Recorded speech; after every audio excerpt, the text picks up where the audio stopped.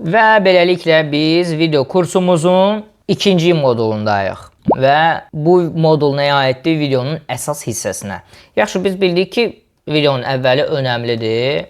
Qarmaq texnikasından istifadə edib ilk 3-5 saniyəsini diqqətini çəkməliyik insanın, izləyicinin. Yaxşı, bəs izləyicinin diqqətini çəkdiyi bu hər şeydirmi? Yox, əlbəttə.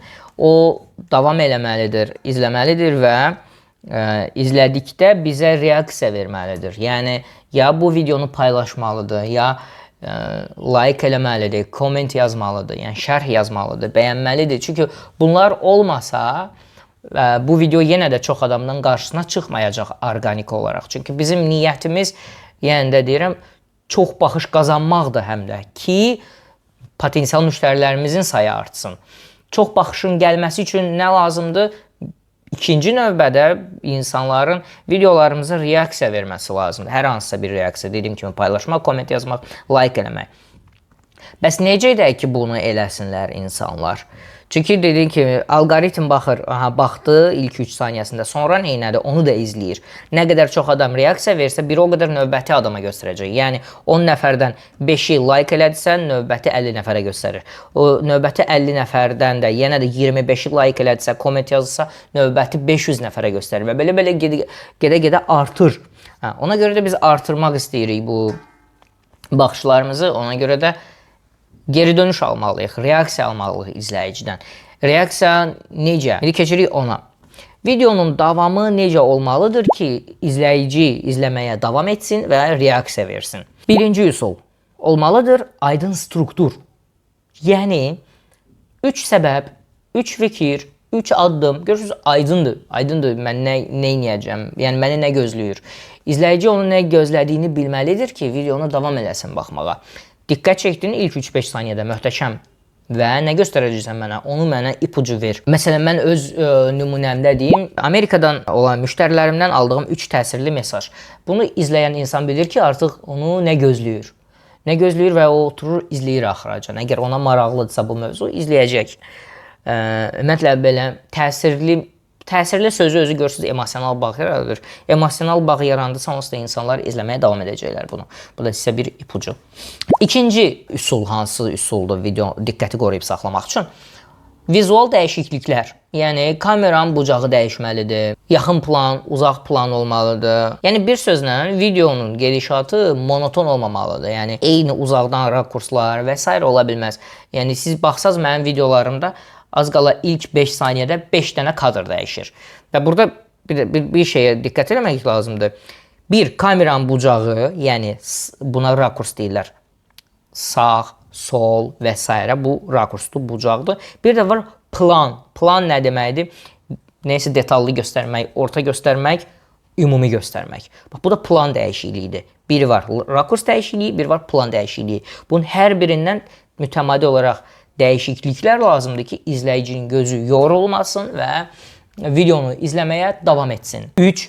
Praktiki fayda olmalıdır. Yəni, izləyici dərhal gündəlik həyatında tətbiq eləyə biləcəyi bir şey öyrəndiyini hiss eləyə bilər bu videoda. Yəni, bunlar hamısı üsullardır. Bunların hamısını bir videoda tətbiq eləmək şərt deyil. Bunlardan biri olsa və ya bir-ikisi olsa, artıq izləyicinin diqqətini, yəni videoya davam etməyini təmin etməyə qadir ola bilər. Və dördüncü, məsəl üçün, hansı üsul ola bilər? Real nümunələr və misallar. Məsələn, deyilən fikir şəxsi təcrübə və ya həyatdan konkret nümunə ilə dəstəklənə bilər. Məsəl üçün, mən bu yaxınlarda video paylaşmışdım. 3 ildir tək yaşayıram və bunu və çətinliklərini və üstünlüklərini göstərəcəm dedim bu video bloqumda və izləndi artıq deyəsən 50 minə yaxın izlənməsi var idi. Yəni, real nümunədir, mən yaşamışam və indi sənə göstərirəm ki, nədir çətinliklər? Tək yaşamaq, 3 ildir tək yaşayıram. Bunlar hamısı texnikalardır ki, insanların videonu izləməyə davam etməklərinə təmin edir. Bunların dediyim kimi birinə və ya bir neçəsini eyni anda istifadə edə bilərsiniz. Burada indi nümunələr qoymuşam mən. İndi onların bəzilərini nümunə kimi çəkəcəm sizə. Məsəl üçün, mən dedim ki, aydın struktur olmalıdır, düzdürmü? Gəlin bir uğurlu nümunə çəkim sizə ki, aydın struktur necə ola bilər? Məsələn, diqqətinizi toplamağınız üçün 3 praktiki üsul sözü ilə başlayır. Məsələn, sonra 1. Telefonu kənara qoy. 2. 25 dəqiqəlik fokus işləmələri et. 3. Özünü mükafatlandır. Gördün mən nə dedim? Dedim ki, diqqətinizi toplamağın 3 praktiki üsulu, gördün, insanlara maraqlı gəldi və onları addım-addım izah elədim. Bu struktur, bu məzmun formatı izləyici axıracan izləyər bunu.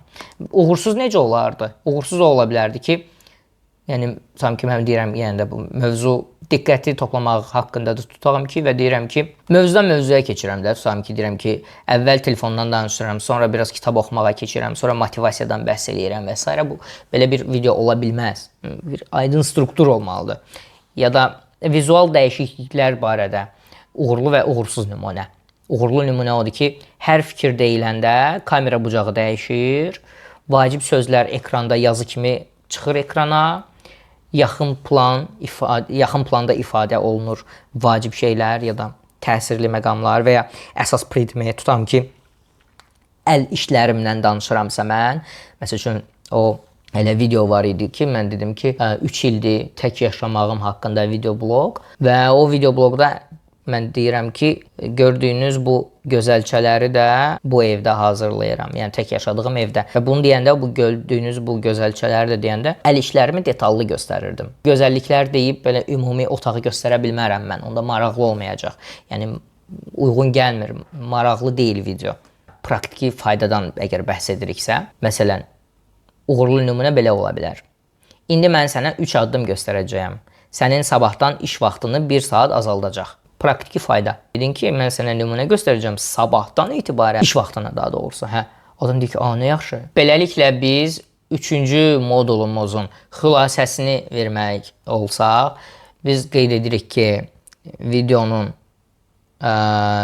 deməli dərinliyinin çox olması üçün, yəni ortalanma izləməsinin, yəni əgər videomuz 1 dəqiqəlikdirsə,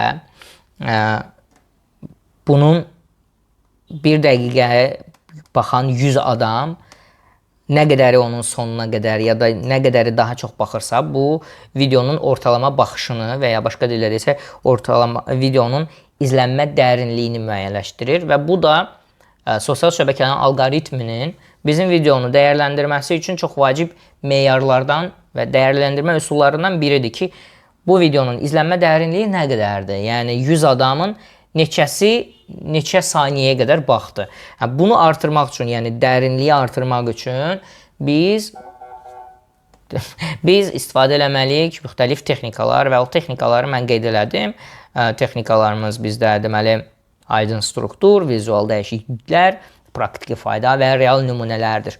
Bunlar həmçinin də bizim videolarımıza geri dönüşləri təmin edən bir vasitələrdir ki, insan izlədikdən sonra mütləq şərh yazacaq, ya paylaşacaq. Baxın, praktiki olsa insanlar bunu mütləq paylaşacaqlar ki, bu adam eləyib, siz də baxın, öz dostları üçün paylaşacaq bunu. Artıq paylaşım da biz bilir ki, bu dəqiqə Instagramda ən çox bizim videomuzun orqanik olaraq çox insanın qarşısına çıxmağına səbəb olan vasitələrdən biri onun insanlar tərəfindən paylaşılmasıdır. Bunu Instagram idarəçiləri də etiraf edirlər ki, video nə qədər çox paylaşılsa, o qədər çox orqanik olaraq biz onu çox adama göstəririk. Beləliklə biz artıq bildik xülasəni və praktiki tapşırığa keçirik. İzləyiciyə nə öyrədəcəm? Marağını necə qoruyacam? İzahımı necə konkret və sadə edəcəyəm?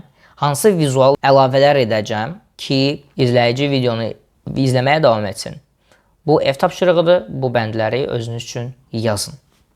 Və növbəti keçirik artıq sonuncu, 4-cü modulumuza.